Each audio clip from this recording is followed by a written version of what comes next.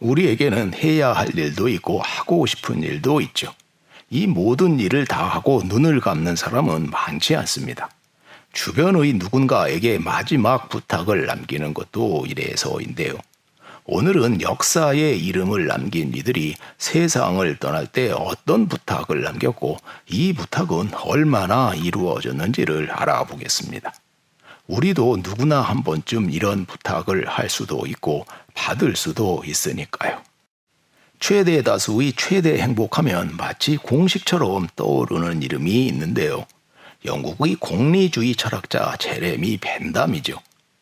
그런데 사실 벤담은 특이한 죽음으로도 유명합니다. 그는 공리주의자답게 조금이라도 더 좋은 게 있다면 그렇게 해야 한다고 말하곤 했는데요.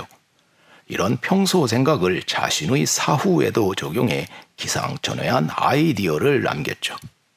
자신이 죽으면 자신의 머리를 미라로 만들어 전시하라고 한 겁니다. 묘지 수요를 줄일 수 있는 데다 죽음이 반드시 공포가 아니라는 걸 사람들에게 보여줄 수 있다면서 말이죠.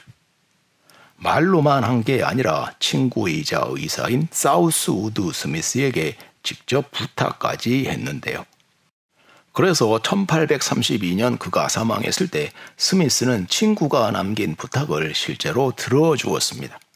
안타깝게도 보존 처리를 잘 못하는 바람에 얼굴 모양이 망가져 밀랍으로 다시 만들어야 했지만 말이죠. 하지만 덕분에 그의 머리는 지금도 런던 대학교에 전시되어 사람들과 만나고 있습니다. 공리주의가 어떤 건지 죽어서도 200년 가까이 몸으로 보여주고 있는 겁니다. 우리의 삶은 이렇듯 눈을 감는다고 끝나지 않습니다. 마지막으로 하는 부탁이라고 다 이루어지는 것도 아니죠. 눈을 감으면 어떤 일이 일어날지 모르는 게 세상 일이니까요. 이 제레미 벤담과는 완전히 반대였던 천재 과학자 아인슈타인이 그런 경우인데요. 아인슈타인은 살아있을 때부터 사람들이 자신의 뇌에 관심이 많다는 걸 잘 알고 있어 자신이 죽으면 자신을 기린다며 해부하거나 전시하는 일을 하지 말라고 분명하게 밝혔죠. 그런데도 사망한 지 몇 시간 만에 머리의 대부분이 사라지는 일을 당해야 했습니다. 도대체 무슨 일이 있었던 걸까요? 아인슈타인은 1955년 4월 18일 76세의 미국 뉴저지주 프린스턴 병원에서 복부 대동맥류 파열로 세상을 떠났는데요.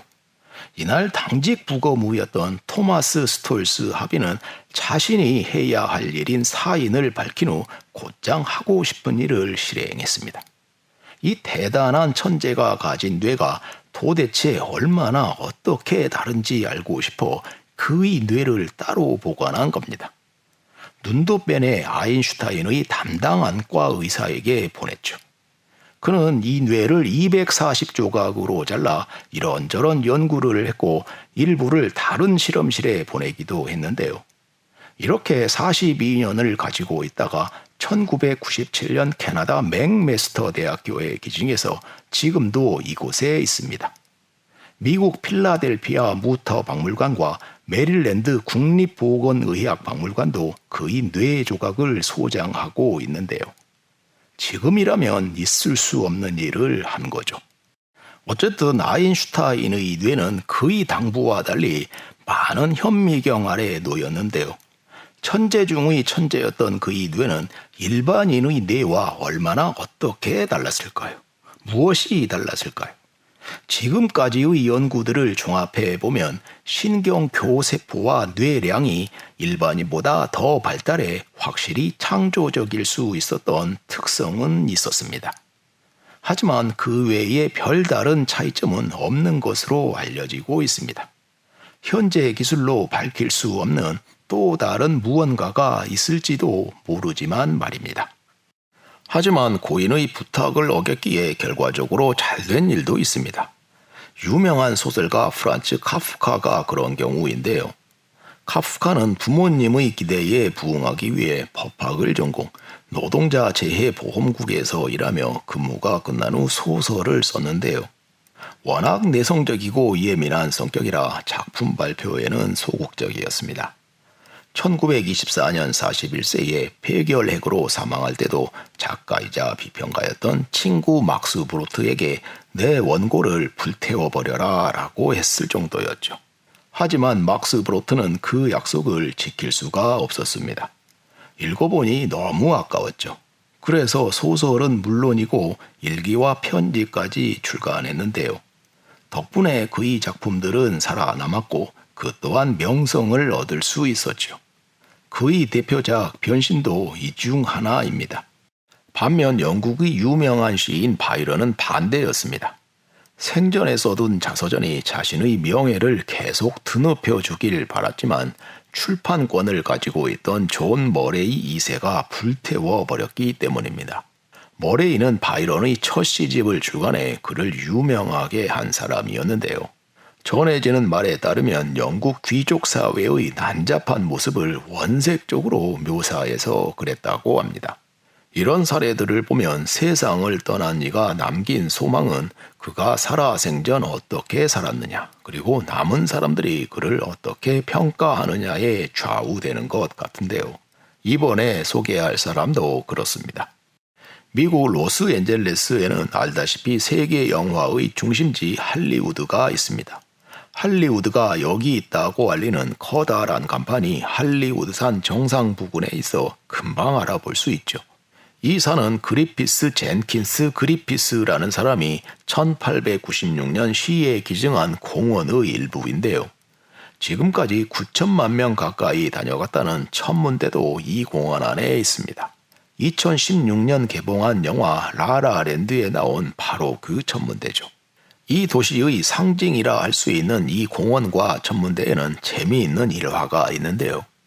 이 둘을 기증한 그리피스는 1850년 영국 태생인데 무일푼으로 미국으로 건너와 골드러시 때 부자가 되었습니다.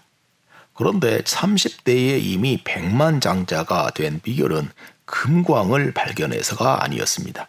신문기자라는 직업을 통해 얻은 금광개발 내부 정보를 이용해서였죠. 일종의 악덕재벌이었던 셈인데요. 성격도 괴팍해 평판이 좋을 수가 없었습니다. 여의도 면적의 1.5배나 되는 도심의 금싸라기 땅을 공원으로 기부한 것도 이미지 변신을 위한 것이었죠. 1912년에는 망원경으로 본 우주의 경이로움에 매료되어 천문대를 기부하겠다고 했는데요. 의외로 당시 시당국이 거절합니다. 자라나는 소년소녀 세대들을 위해서라도 이런 뇌물은 받을 수 없다면서 말이죠. 결국 그는 전 재산을 들여 재단을 만든 후 언제든 시가 허락하면 대중을 위한 천문대를 만들라 하는 유언을 남기고 1919년 세상을 떠났는데요.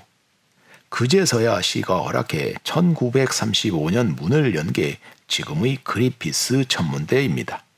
삶 자체는 그리 바람직했다 할 수 없지만 가치 있는 마무리를 한 덕분에 지금도 많은 이들의 기억 속에 그의 이름과 뜻이 살아있죠. 다이너마이트로 돈을 벌어 평판이 나빠진 알프레드 노벨이 노벨상을 만든 것과 비슷합니다. 사람마다 삶이 다 다르고 생각 역시 다르다 보니 눈을 감기 전 남기는 부탁 역시 다양한데요. 유럽의 중세 시절 이탈리아 피렌체를 주름잡았던 메디치 가문을 일으킨 로렌초 대 메디치가 아들에게 남긴 말도 재미있습니다. 1492년 로렌초는 16살이 된 둘째 아들 조반니를 로마 교황청으로 보내는데요. 성직자로 만들기 위해서였죠. 그런데 당시 교황청은 막강한 권력만큼이나 이를 위한 암투가 난무한 곳이었는데요. 눈을 감을 날이 얼마 남지 않았던 그는 이런 곳에 어린 아들을 보내는 게 못내 마음에 걸렸던 듯 떠나는 아들에게 장문의 편지 겸 유언장을 남깁니다. 그러면서 마지막에 모든 부모들의 마음이라 할 수 있는 이 한마디를 덧붙이죠. 내가 지금까지 말한 것보다 더 중요한 이 한 가지를 반드시 지켰으면 좋겠다. 제발 아침에 좀 일찍 일어나거라. 머리는 좋지만 작고 뚱뚱한 데다 게으르기까지 한 아들이 걱정되었던 겁니다. 아들 조반니는 아버지의 이 마지막 부탁을 잘 들었을까요? 기록이 없어 알 수 없고 교황청에 도착한 조반니는 예상치 못한 일로 고통스러운 시간을 겪게 되는데요. 그럼에도 결국 아버지의 뜻을 이룹니다. 최고의 자리인 교황 레오 10세가 된 겁니다. 살아서도 뜻대로 안 되는 게 세상 일인데 눈을 감은 다음에야 말할 것도 없죠. 마지막으로 남기는 부탁에 온갖 사연이 담길 수밖에 없는 게 이래서인데요. 박준의 시집 마중도 배웅도 없이에도 흥미로운 에피소드 한 편이 실려 있습니다. 몇 년 전 세상을 떠난 그의 아버지가 그에게 일종의 블랙리스트를 남겼는데요. 자신의 장례식에 절대 부르지 말아야 할 사람들의 이름들이었습니다. 죽어서도 보고 싶지 않았던 거죠. 그런데 나중에 보니 아버지의 빈소 입구에서부터 울음을 터뜨리며 방명록을 쓰던 이들이 대부분 그 목록에 적혀 있던 사람들이더라는 겁니다. 이런 일 우리 주변에도 드물지 않죠? 누구나 언젠가 눈을 감는 순간이 오기에 우리는 누군가에게 마지막 부탁을 남기기도 하고 또 이런 부탁을 받기도 하는데요. 이런 순간이 우리에게 왔을 때 우리는 어떻게 할까요?